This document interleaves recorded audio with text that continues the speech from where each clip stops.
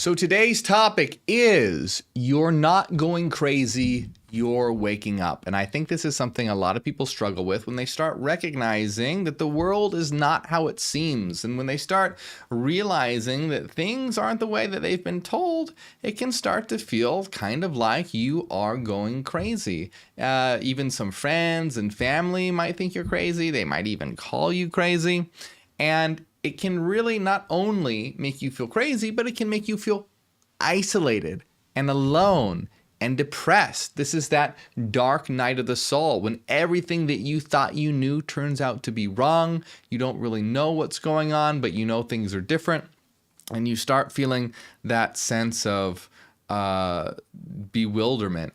Now, this can be really disorienting. I remember when I went through, I never thought I was crazy or anything like that, but I remember how disorienting and isolating it can feel. Now, personally, my awakening, it's not something that happened overnight, and I don't think it is something that happens overnight for a lot of people, but for me, my whole life has always been about pushing the boundaries of consciousness and seeing how far one can go and understand truth.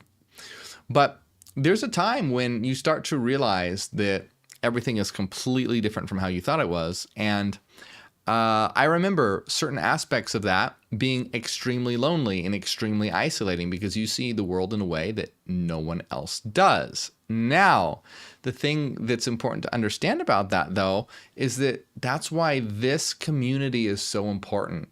Because when you realize that there are others that see the world the way you do, you realize that it's not that you're crazy, you just see what other people can't.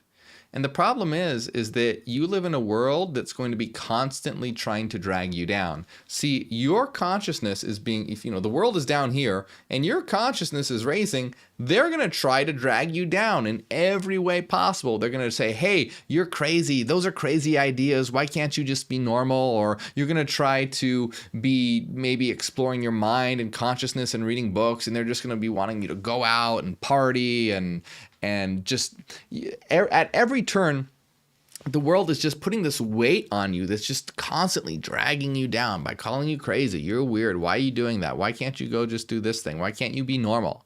Constantly dragging you down. And so it's very difficult to try and reach higher stages of consciousness with that weight constantly pulling you down. What you need is a community that's helping build you up. And that's what we're about here. With a world that's constantly trying to drag you down and you're sort of facing the world alone, we want to say, hey, you're not alone. We're here, and we're here to help you and help build you up and build each other up. All right? So, and you are absolutely welcome. The only thing is that you have to, help and respect us as well. Someone can't come in and just be an asshole and expect to be,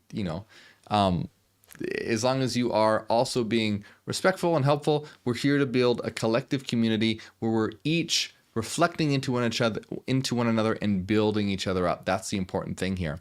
But there's this aspect of when one first begins to awaken, feeling like you're going crazy. Now, to kind of start things off here, I want to take a look at this article. Once again, this is on medium.com. We're going to look at some excerpts on this article written by Emily Jennings.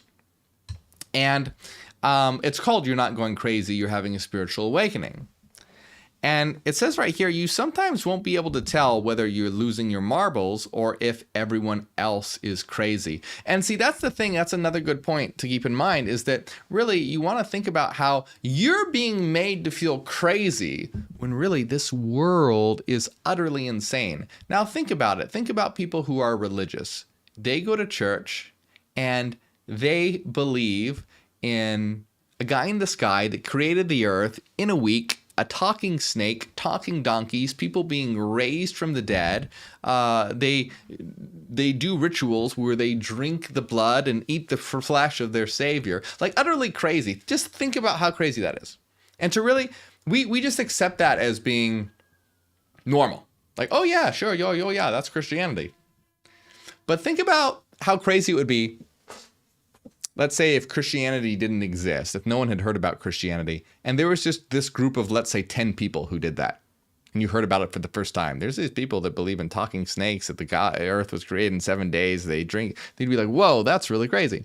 So the thing to remember is, and this is just one example, I'm not just picking on Christianity, but so many aspects of reality and existence and just what people are interested in, what people put importance on. It's important to realize that it's not you that's crazy. It's really the rest of the world that's crazy. And because you are sane in a sane world, or in an insane world, when you're sane, you're seen as one of the crazy ones. So the important thing to realize is that you're not going crazy. Now, I do want to say, hey, if you are having like actual problems, like if you're having like hallucinations or something where you need to be checked out with a doctor, like if you feel like you are going crazy, you should talk to your doctor. Okay, remember, I'm not a doctor. I'm not giving medical advice. If you're having hallucinations or anything that you're concerned about, right? If anything that you're legit concerned about, talk to your doctor. Talk to your therapist about it. Do that. So I'm talking about in terms of what happens when one has a what one could call a spiritual awakening.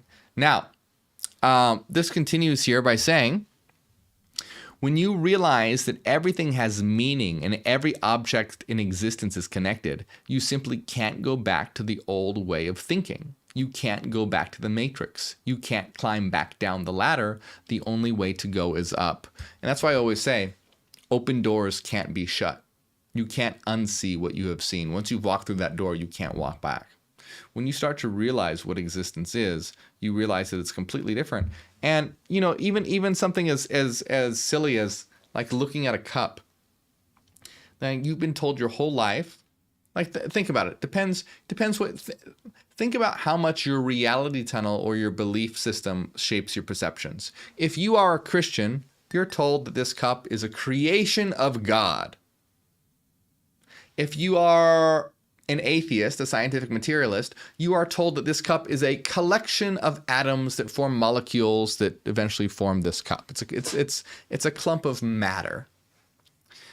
If you're a Hindu, Advaita Vedanta, this is a expression of Brahman or something like that, right? Depending on what your reality tunnel is, what your belief system is, everyone will see this as something different, but everyone takes it as normal. You've grown up thinking about this cup being a certain way. But when you have a spiritual awakening, or when you just have an awakening in general and begin to realize that existence is not how you've been told, you realize that literally everything is completely different. Even something like this. What is this? This is merely a collection of frequency patterns. This is merely a collection of relations that we are experiencing through the filter of our sensory apparatus.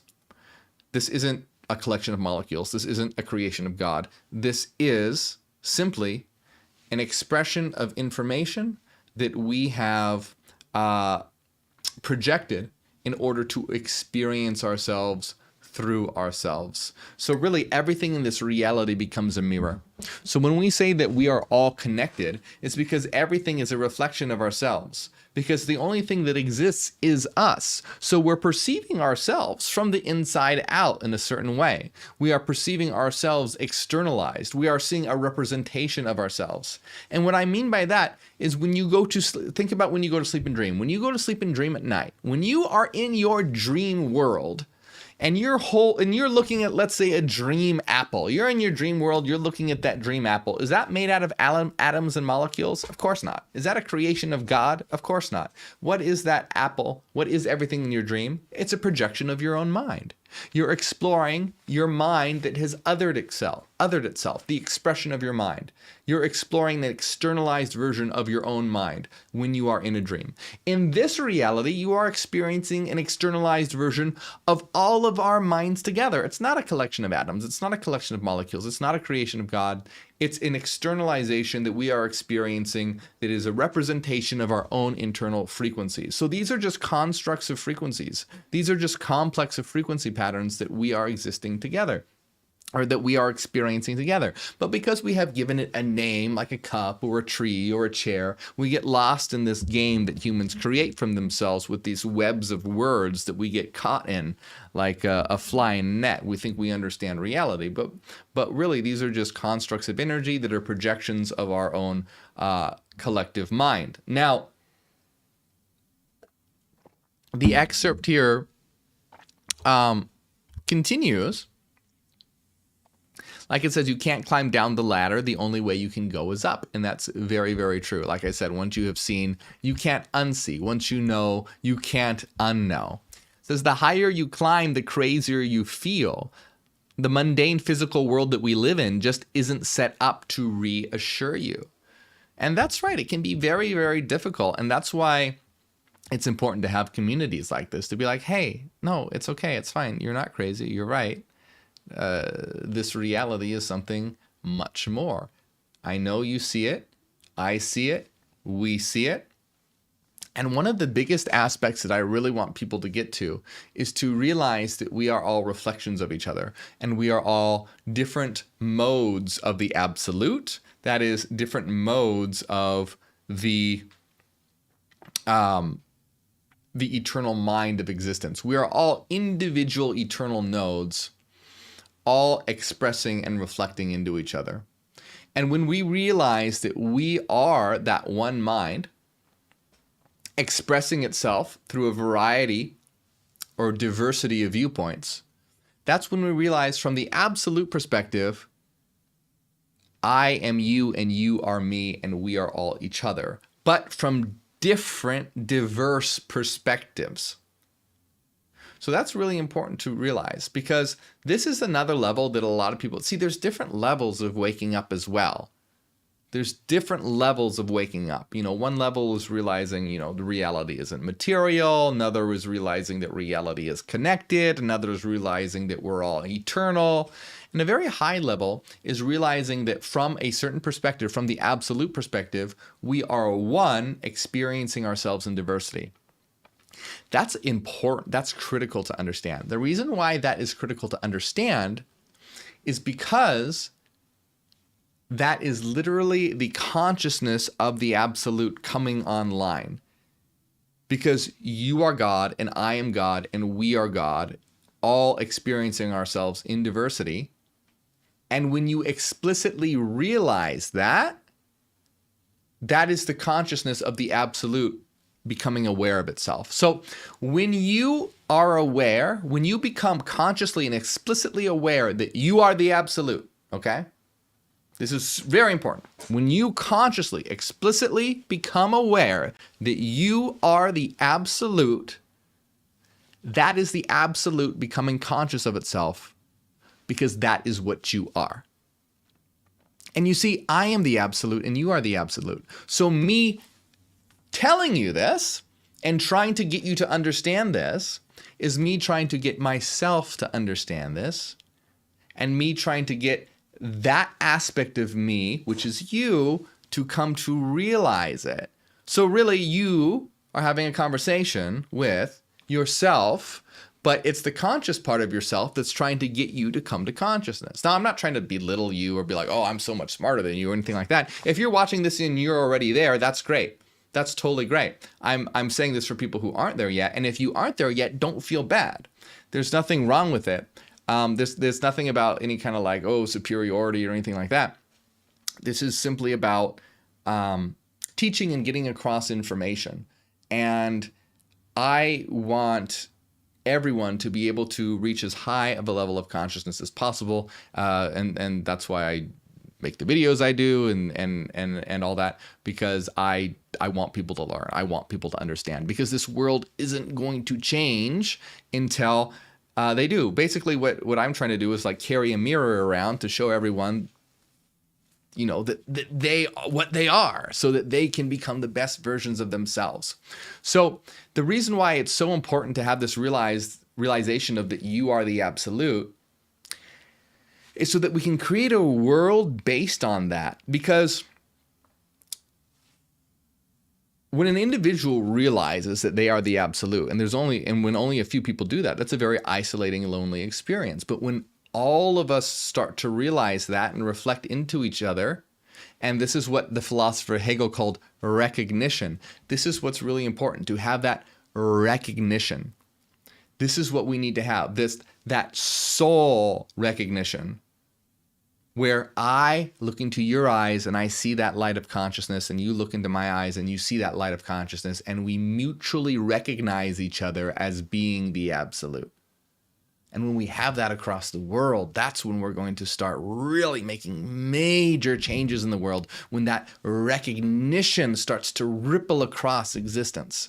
And we all start to become and reflect and build a world that's based on that. Now, I always say, this is why I always say, in order to build a new world, we have to have a new level of consciousness. Because you see how that absolute level of consciousness, that hyper-awareness, is going to allow us to construct a world that regular self-awareness wouldn't allow us to construct.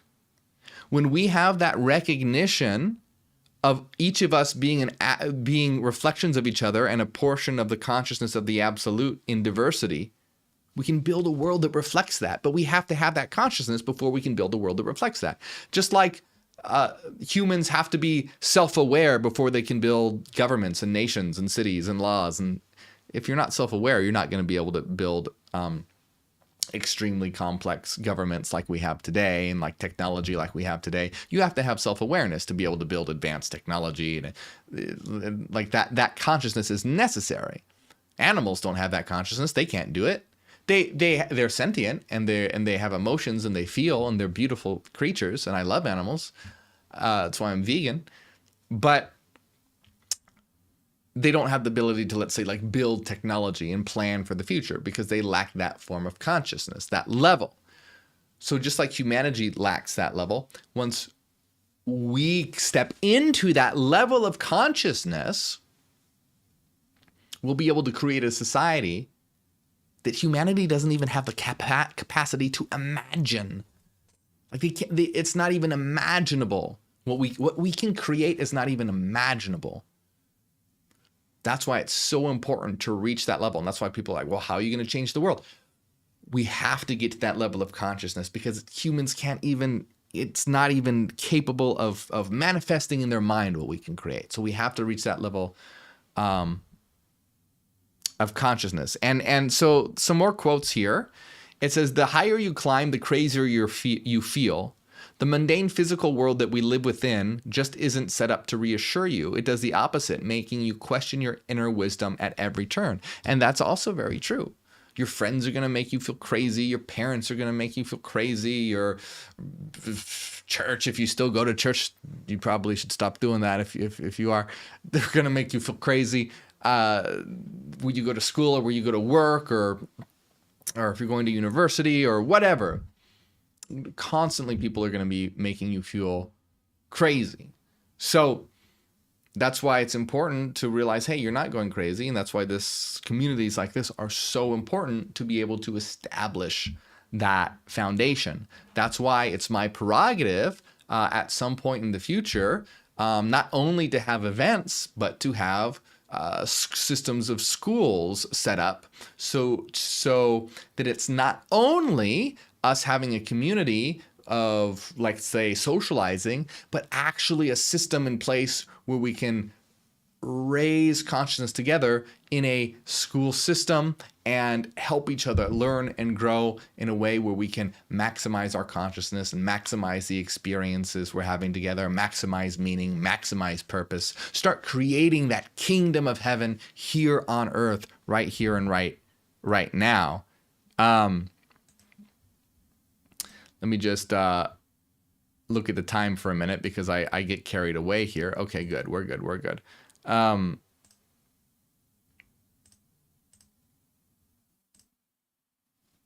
it says, another quote here.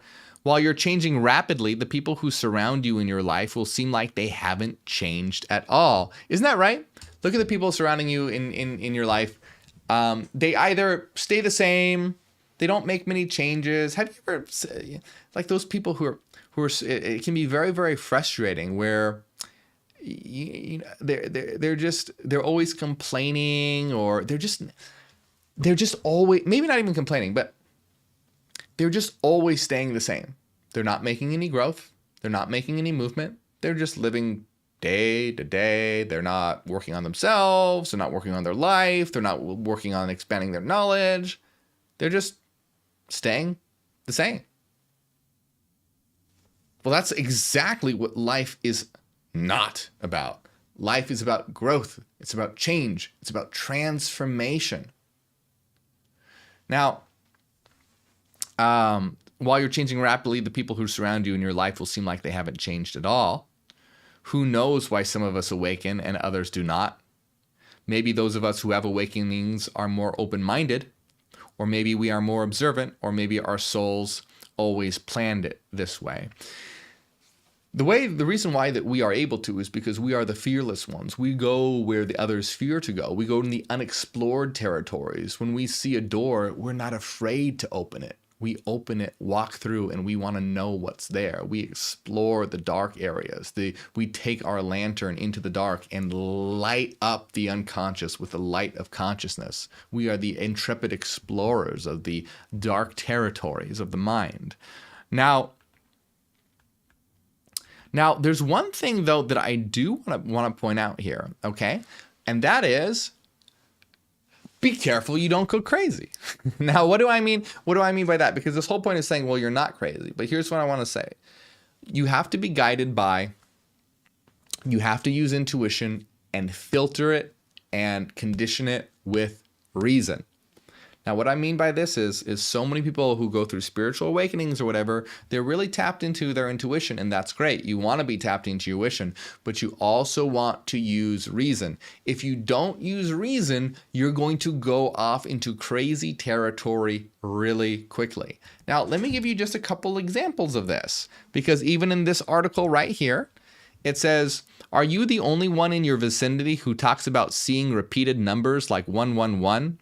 Are you able to see that love is the answer to all of humanity's problems, but feel like your words go unheard? People may literally call you crazy, and that's painful. Well, here's the thing. These ideas are actually wrong. See, these ideas are actually starting to lean towards, like for example, seeing repeating numbers like 1111. Like some people think that those are angels communicating with them or something like that. That is when you start leaning into more crazy territory. Now, if you believe that angels are communicating with you or whatever, like, don't get offended. I'm not trying to say you're crazy, but I'm trying to say this is when you start to, one problem is when you go into this, if you're not using reason, you start to lose the ability to differentiate what is real and what is not real, because you start just being, oh, well, there's a lot of spiritual people trying to sell you on different weird ideas, and a lot of people saying, well, let's go on multi-dimensional timeline hopping and quantum healing and 5D consciousness, and you start to get into a lot of crazy territory. Now, if you don't use reason and logic, you're not going to be able to differentiate. Now, for example, like these numbers and whatnot, can you see repeating numbers all over the place a lot? Of course you can. Does it mean that angels are communicating with you? No, it doesn't. What this means is that you have noticed a certain number pattern, and because it means something to you, your unconscious mind is going to be constantly on the lookout for it. Like, what I mean by that is, for example, I, right now, consciously don't know what time it is. But in my field of vision, my computer clock is right there.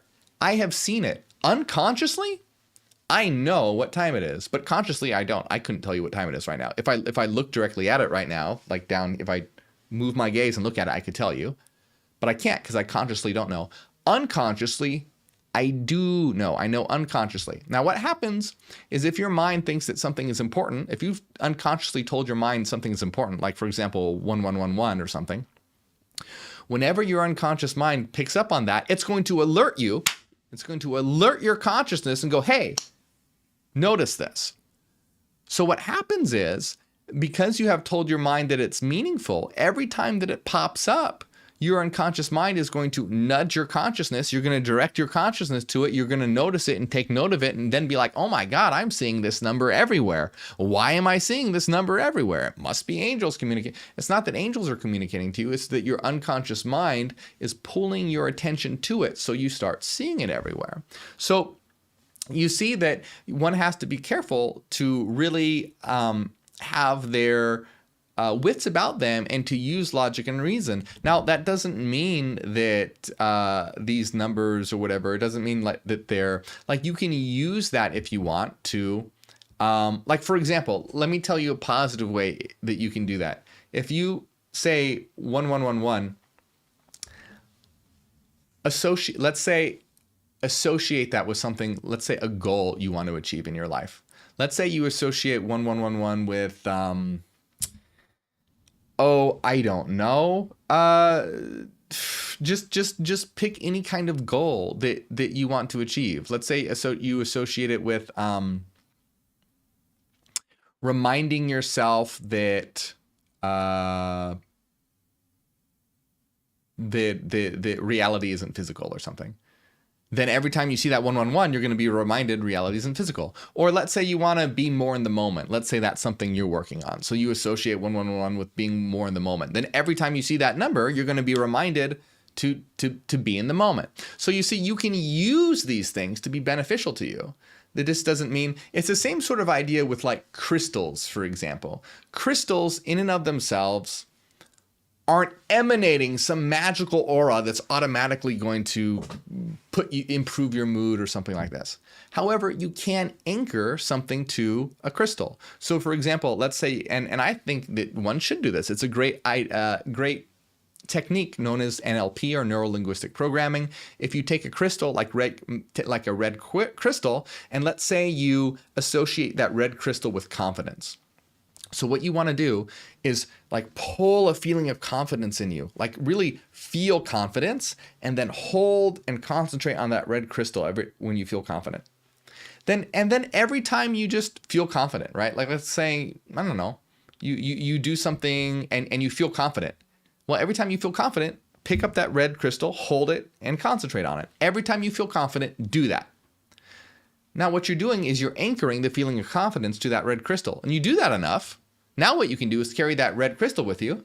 And if you want to feel confident, you can grab that crystal, hold it, concentrate on it, and you'll start to feel confident because your mind has made that association of confidence with that red crystal. So the reason why I bring that up is I'm saying that these things can be powerful, but you need to know why they work and why they do what they do, and not get too wrapped up in some of these new age mystical ideas that don't have any basis in reality. And the reason why I'm bringing this up is because this, the title of this is called "You're Not Going Crazy, You're Waking Up," because it's true.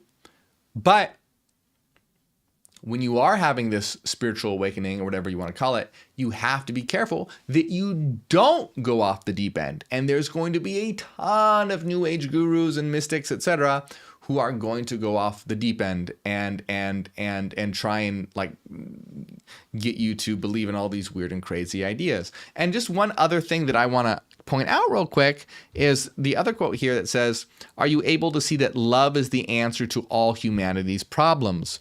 Well, guess what? The truth is that love isn't the answer to all humanity's problems. See, love isn't what is going to change the world.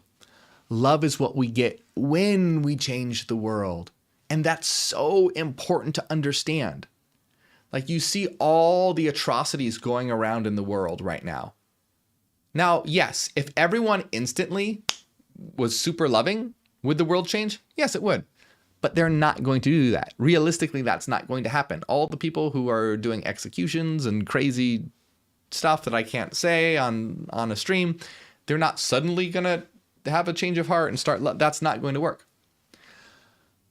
Love isn't what changes the world. Love is what we get when we change the world. What will change the world is raising consciousness and actually implementing change in the world, lasting change in the world, and building a world where love can flourish and be accommodated. Yes, we want to love. Yes, we want to have a world where love can flourish. But we have to be able to build that world. We have to be able to make that world. We have to be able to nurture that garden and provide all the right conditions. We have to have the right soil, the right temperature, the right moisture, the right fertilizer. We have to have all that so that a garden of love can bloom. And I know a lot of people don't like to hear this, but it's true. right? It's not just something that we have to be very, very real about how we can change the world. And if we just go around talking about love all the time, people who hate are just going to keep on hating. There's tons of hateful people out there, like neo-Nazis and racists and homophobes, and they are just filled with hate. And it's kind of like, think about a crazy serial killer or something. You go try and hug a serial killer, they're just going to stab you. And I'm sure that there are some exceptions to this, right? There are some people out there who just really do need love really bad, and if you love them, then they'd be okay. But that's an exception. That doesn't happen very often. For the most part, people are, the people who are terrible and hateful will remain terrible and hateful, and we need to create a world. We need to create a brilliant new world where love can flourish. Love is beautiful and something we desperately need. But we need a world where that is able to flourish. Love is a very fragile thing that can be shattered by terrible people.